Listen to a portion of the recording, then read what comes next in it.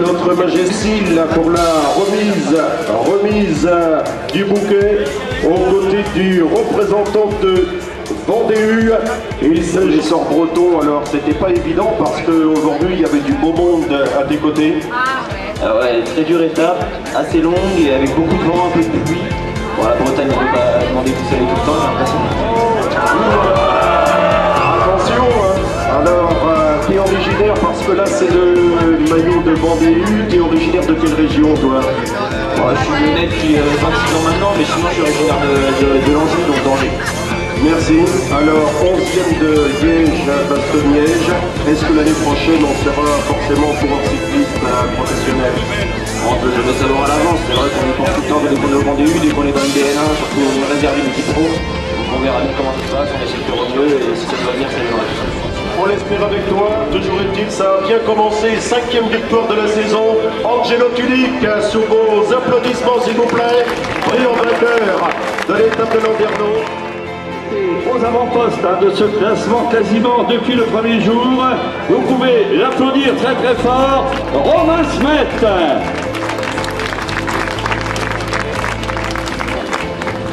Le trophée, le maillot jaune, la gerbe.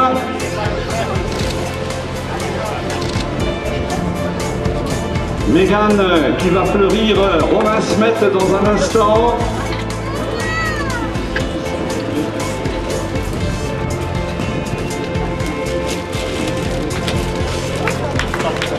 On s'avance s'il vous plaît.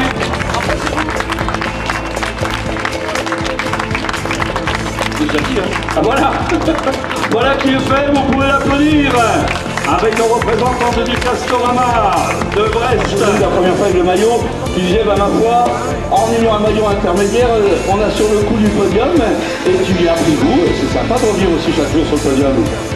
C'est agréable. J'ai pris goût, c'est bien. Ça fait plaisir. Je pense que j'ai jamais eu autant de podiums en une fois que toute la saison dernière. Donc c'est super quoi. C'est génial. Je tiens aussi à dire un petit mot. Déjà je remercie tous les coéquipiers du top 16. On a bataillé tous ensemble pour ce maillot-là, pour essayer d'aller dans les échappées, mais notamment pour ce maillot-là. Et c'est pas seulement mon maillot, c'est le maillot du top 16 quoi. Donc voilà, je voudrais les remercier et leur dire bravo aussi. Là, tu es au top aussi pour la Biki. On peut l'applaudir très très fort. Voilà une belle image. Qui est le 6e d'un championnat de France sur le circuit de Chantonnay. Remise de ce maillot blanc en poids rouge pour le costarmoricain de Nantes-Atlantique, Fabien Schmitt, qui a été champion des Côtes d'Armor, champion de Bretagne sur le plan universitaire, 6e d'un championnat de France et lauréat, je le disais, cette année à l'occasion du circuit du Menet, qui a retrouvé sa copine sur le podium. Sa cousine, autant pour moi. Il y a des entorses comme ça au niveau du protocole, c'est la cousine. Alors pour revenir aux choses du vélo, meilleur grimpeur, c'est déjà pas mal, je dirais. Oui, c'est bien. Bon, après, j'aurais préféré faire quelque chose sur l'étape en plus, mais c'est comme ça. J'ai assuré le coup, c'était pas évident. Le dernier grimpeur était décisif, donc tant mieux. On peut le dire, c'est l'heure du bilan sur les sorts bretons, le niveau qui a été élevé cette année. Oui, il y avait un très bon niveau, c'était assez homogène, on l'a vu, les échappées partaient, ça arrivait à rentrer avec quelques équipes, donc ça veut dire qu'il y avait du niveau, sinon il y aurait eu plus d'écart que ça, je pense. Et pour toi, c'est important, une progression, parce qu'on t'a vu notamment sur le circuit du Menet. Alors les ambitions pour les semaines à venir, après les sorts bretons? Sur la Coupe de France la semaine prochaine, et après j'ai plusieurs objectifs qui arriveront plus tard, je pense, au niveau juin, je pense, mi-juin, fin juin. Notamment sur les championnats de France, faire mieux que l'an passé. Pourquoi pas. Merci. Voilà vos applaudissements pour Fabien Schmitt, le costarmoricain de Nantes-Atlantique, en remerciant François Lé. Le voilà, Piotr Zielinski qui a fait honneur à son maillot vert. On va lui remettre son maillot s'il vous plaît. Allons-y. Le trophée. Le trophée pour le maillot vert, le lauréat du classement par points donc.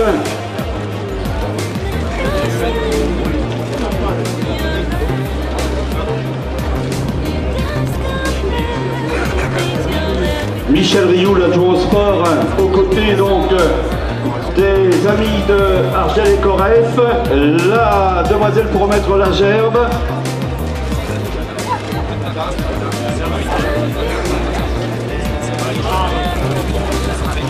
Sandrine pour fleurir notre sympathique ami polonais. Avancez-vous un petit peu, ne soyez pas timide, qu'on vous voit bien tous à côté de votre champion avec son beau maillot vert, un garçon qui s'est appliqué à conserver ce maillot. Il voulait faire un truc sur l'essor, il a fait applaudissements pour Piotr Zielinski.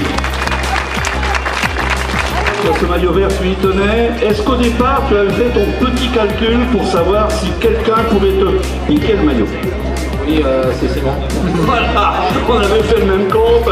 Mais tu as voulu quand même dans le final disputer le sprint pour faire plaisir aux spectateurs aussi.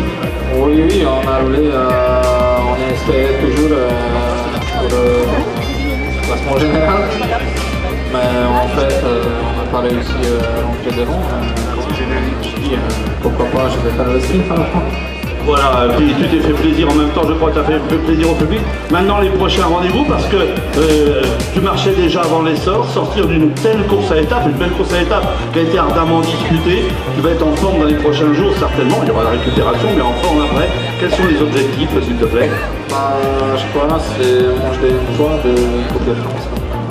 Voilà. Et la plage, non, pas tout de suite? Non, pas encore. Il fait pas trop beau. Voilà, allez, on applaudit Piotr Zielinski Avec la remise, dans un petit instant, ça va se tenir. La remise des fleurs, voilà. Rien n'est laissé au hasard. Mesdemoiselles, je vous en prie, avec le coureur du Poitou-Charentes. Il est originaire de la cité d'Angoulême. Il sera fleuri dans un petit instant. Remise du maillot, Thierry Lirzin qui avait remporté de nombreuses victoires dans les années 80. Notamment pour moi, comme vendredi j'ai eu encore le maillot combatif, mais je me suis fait reprendre à 2 km de l'arrivée et aujourd'hui ça a été au moins jusqu'au bout. Moi j'ai tenté ma chance au sprint, mais je savais qu'il y avait plus fort que moi au sprint, alors j'ai dit au pire je fais 3. Au pire tu fais 3, t'es surtout un rouleur, je le disais, 3e d'un championnat de France du contre-la-montre, 2e d'un chrono des herbiers. Alors est-ce que quand tu démarres, est-ce que tu manques peut-être un peu de giclette? Oui, je pense que je manquais un peu de giclette. Autrement, j'ai tenté ma chance en partant à 3 km de l'arrivée, en roulant fort pour voir, et puis en fait je me suis fait quand même dépasser, mais bon, c'est le jeu. Madame Marie-Françoise Le Gouen, conseillère générale de Landerneau, c'est la mère de Paul Le Gouen, l'ancien joueur de foot professionnel. Elle nous vient de Pincran alors. C'est bien cela. C'est bien cela. Il a commencé sa carrière à Pincran. Avance-toi, Brian. Ça se termine bien cet essor. Ah oui, ça se termine très bien. Hier, on s'est un peu raté sur l'étape et on voulait finir sur une bonne note. Et là, ça s'est passé comme il le fallait. C'est bien, puis je crois qu'on se retrouvera tout à l'heure pour le classement par équipe. Donc, Hervé Arcade va pouvoir offrir le tipon ce soir. Bah ouais. Je dis du bout des lèvres, hein, peut-être un message, pas nous pas en offrir, mais ce sera partagé hein, si vous êtes ensemble. Et les prochaines épreuves? Mais les Boucles de la Marne, épreuve de Coupe de France le week-end prochain. Eh bien, on te souhaite bonne route. Allez, je vous demande de l'applaudir très très fort. Brian Nolot. Avec celui qui a été champion du Finistère, qui a terminé 5e sur le manche atlantique.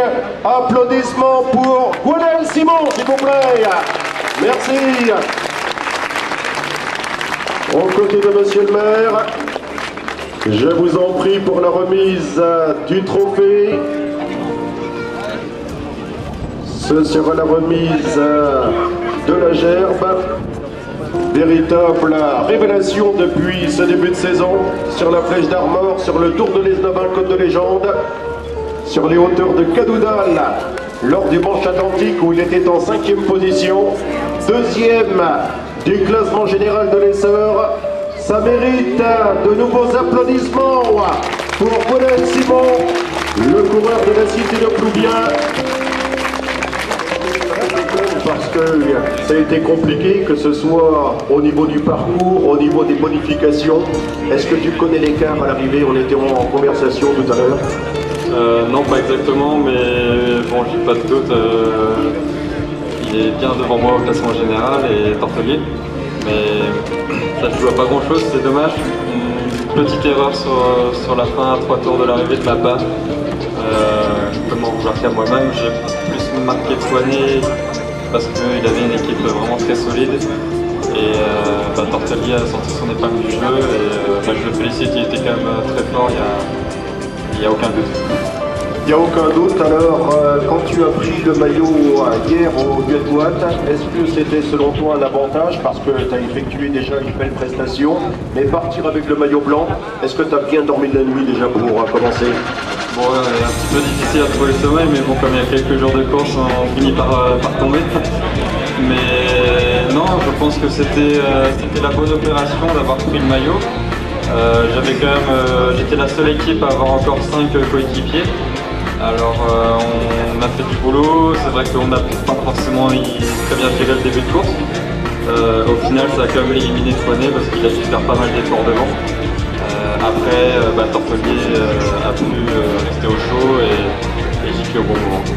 Après l'essor breton, après cette deuxième place, il faudra rebondir et j'ai l'impression qu'il faudra inaugurer le palmarès 2011 assez rapidement. Je te vois déjà avec le sourire. Alors les ambitions pour les semaines à venir, pour toi, ça sera quoi? Là, je sors quand même j'ai fait donc 12 jours de course en 15 jours. Donc j'ai que 3 jours de repos, donc là je vais calmer le jeu quand même parce que sinon je vais casser le moteur. Du coup, je vais me reposer et puis me reconcentrer pour les championnats qui vont arriver début du mois prochain. Sincèrement, avant le départ de l'essor breton, est-ce que tu penses faire aussi bien? Non, c'était un coup de poker que j'ai tenté cette année avec mon entraîneur et on voulait voir si ça passait, d'aller enchaîner autant de jours de course.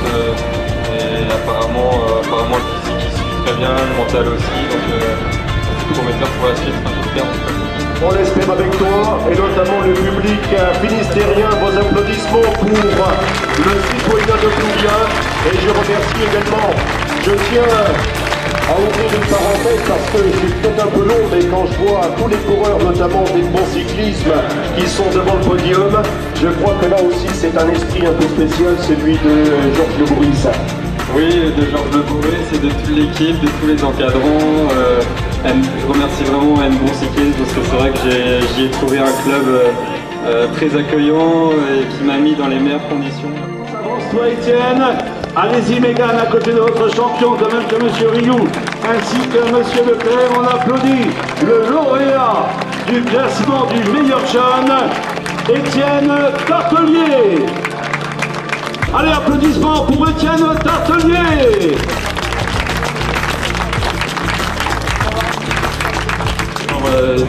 Du Tour de Toscane en équipe de France. Alors je me suis dit 15 jours après, normalement, on doit avoir les bienfaits de 5 jours de course à un très bon niveau.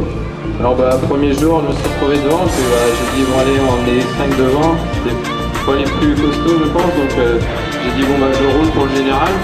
Après le vendredi, on fait un super chrono par équipe, là je peux remercier toute l'équipe parce que vraiment j'étais à bloc dans les roues. Et donc je leur ai dit bon vous avez fait un peu de con quand même parce qu'on prend le maillot, maintenant il reste encore 3 étapes à défendre. Et donc on a bien défendu le premier jour. Bon, on a été bien sûr aidé par d'autres équipes, mais bon c'est l'aléa de la course. Deuxième jour un peu plus dur, donc là j'ai dû prendre mes responsabilités. Et puis aujourd'hui j'avais déclaré la guerre et puis je pense que j'ai bien fait la guerre et puis voilà.